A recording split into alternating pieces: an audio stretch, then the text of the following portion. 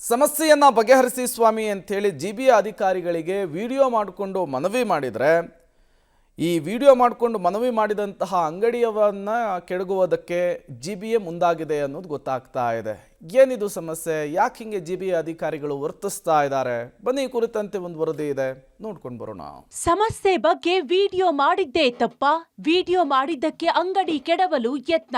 ಅಕ್ಕಿಪೇಟೆಯಲ್ಲಿ ಅಧಿಕಾರಿಗಳ ದರ್ಬಾರ್, ವ್ಯಾಪಾರಿಗಳ ಗಂಭೀರ ಆರೋಪ.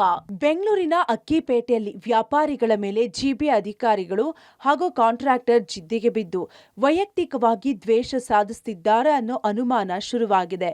ಗಾಂಧಿನಗರ ಕ್ಷೇತ್ರದ ಅಕ್ಕಿಪೇಟೆಯಲ್ಲಿ ರಾಜಕಾಲುವೆಯಿಂದಾಗುವ ಸಮಸ್ಯೆಗಳ ಬಗ್ಗೆ ವ್ಯಾಪಾರಿಗಳು ವಿಡಿಯೋ ಮಾಡಿ ಮಾತನಾಡಿದ್ದಕ್ಕೆ ಆ ವ್ಯಾಪಾರಿಗಳ ಅಂಗಡಿಗಳನ್ನೇ ಕೆಡವಲು ಯತ್ನಿಸಿದ್ದಾರೆ ಎಂಬ ಗಂಭೀರ ಆರೋಪ ಕೇಳಿ ಬಂದಿದೆ. ಸಮಸ್ಯೆಗಳನ್ನ ಹೇಳಿಕೊಂಡು ಅದನ್ನ ಸರಿ ಮಾಡಿ ಅಂತ ಹೇಳಿ ವಿಡಿಯೋ ಮಾಡಿದ್ರು ಇಲ್ಲಿನ ವ್ಯಾಪಾರಿಗಳು. ಆದರೆ ಅದೇ ವ್ಯಾಪಾರಿಗಳ ಅಂಗಡಿಗಳನ್ನ ಟಾರ್ಗೆಟ್ ಮಾಡಿಕೊಂಡು ಅವರ ಅಂಗಡಿಗಳ ಶೀಟ್ಗಳನ್ನು ಹೊಡೆದಾಕಿದ್ದಾರೆ ಅನ್ನುವಂತಹ ಗಂಭೀರ ಆರೋಪವನ್ನು ಕೂಡ ಮಾಡ್ತಾ ಇದ್ದಾರೆ. ಜಿಬಿಎಯಲ್ಲಿ ಕೆಲಸ ಮಾಡ್ತಾ ಇದ್ದಂತಹ ಮತ್ತು ಕಾಂಟ್ರಾಕ್ಟರ್ ಕೂಡ ಆಗಿದ್ದಂತಹ ರವಿ ಅನ್ನುವಂತಹ ವ್ಯಕ್ತಿ ಈ ಒಂದು JCBಯನ್ನು ನುಗ್ಗಿಸಿ ಅಂಗಡಿಗಳ ಮುಂಭಾಗದ ಶೀಟ್ಗಳನ್ನು ತೆರವು ಮಾಡಿದ್ದಾರೆ ಅನ್ನುವಂಥ ಗಂಭೀರ ಆರೋಪವನ್ನು ಇಲ್ಲಿನ ವ್ಯಾಪಾರಿಗಳು ಮಾಡ್ತಾ ಇದ್ದಾರೆ. ಇಲ್ಲಿ ಚರಂಡಿ ಇದೆ, ಮಳೆ ಬಂದಂಥ ಸಂದರ್ಭದಲ್ಲಿ ಕಂಪ್ಲೀಟ್ ಆ ನೀರು ಓವರ್ಫ್ಲೋ ಆಗಿ ಅಂಗಡಿಗಳಿಗೆ ನುಗ್ಗುತ್ತೆ.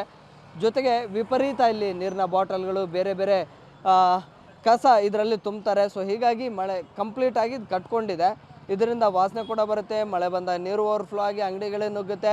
ಸೊ ಇಲ್ಲಿನ ಪರಿಸ್ಥಿತಿ ಹೇಗಿದೆ, ಇಲ್ಲಿನ ಸಮಸ್ಯೆಯ ತೀವ್ರತೆ ಹೇಗಿದೆ ಅಂತೇಳಿ ಇಲ್ಲಿನ ವ್ಯಾಪಾರಿಗಳು ಒಂದು ವಿಡಿಯೋವನ್ನು ಮಾಡಿ ಸಂಬಂಧಪಟ್ಟಂತಹ ಇಂಜಿನಿಯರ್ಗಳಿಗೆ ಅದನ್ನು ಶೇರ್ ಮಾಡಿದರು.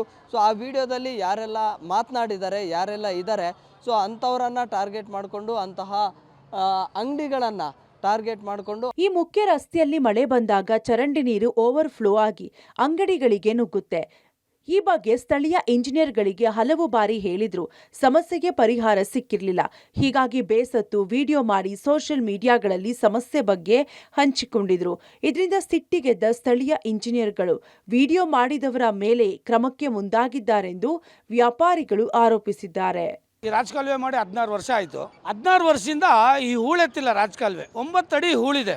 ಹೂಳೆತ್ತಿಲ್ಲ ಅಂದ್ಬಿಟ್ಟು ಇದು ಹೊಸದಾಗಿ ರಸ್ತೆ ಮಾಡಕ್ಕೆ ಬಂದರು. ಸುತ್ತಮುತ್ತಲಿರೋ ನಾವೆಲ್ಲ ಸೇರಿಕೊಂಡು ಒಂದು ವಿಡಿಯೋ ಮಾಡಿ ಇದರ ಹೂಳೆತ್ತಿಲ್ಲ ಅಂದರೆ ಮಳೆ ನೀರು ನಮ್ಮ ಮನೆಗೆ ನುಗ್ತಾ ಇದೆ ಅಂತ ನಾವು ಪ್ರಶ್ನೆ ಮಾಡಿದ್ವಿ ವಿಡಿಯೋಲಿ. ಸರಿ, ವಿಡಿಯೋ ಆಯಿತು, ಸೋಷಿಯಲ್ ಮೀಡಿಯಲ್ಲೆಲ್ಲ ಹಾಕ್ಕೊಂಡ್ರೆ ವಿಡಿಯೋ ಹಾಕ್ಕೊಂಡಿದ್ದು 1 ಅವರ್ಗೆ ಸೀದಾ ಬಂದು ಆ ಕಲ್ಲುಗಳೆಲ್ಲ ವ್ಯಾಪಾರಕ್ಕೆ ಅಡ್ಡ ಮಾಡಿ ಬರೀ ಯಾರು ಪ್ರಶ್ನೆ ಮಾಡಿದ್ರು, ಯಾರು ವಿಡಿಯೋಲಿ ಮಾತಾಡಿದ್ವಿ ಅವ್ರು ನಮ್ಮ ಅಂಗಡಿಗಳು ಮಾತ್ರ ಹೊಡೆದಾಕೋರೆ. 5 ಅಂಗಡಿಗೆ ಮಾತ್ರ ಇವರು ಶೀಟ್ ಹೊಡೆದವ್ರೆ ಸರ್.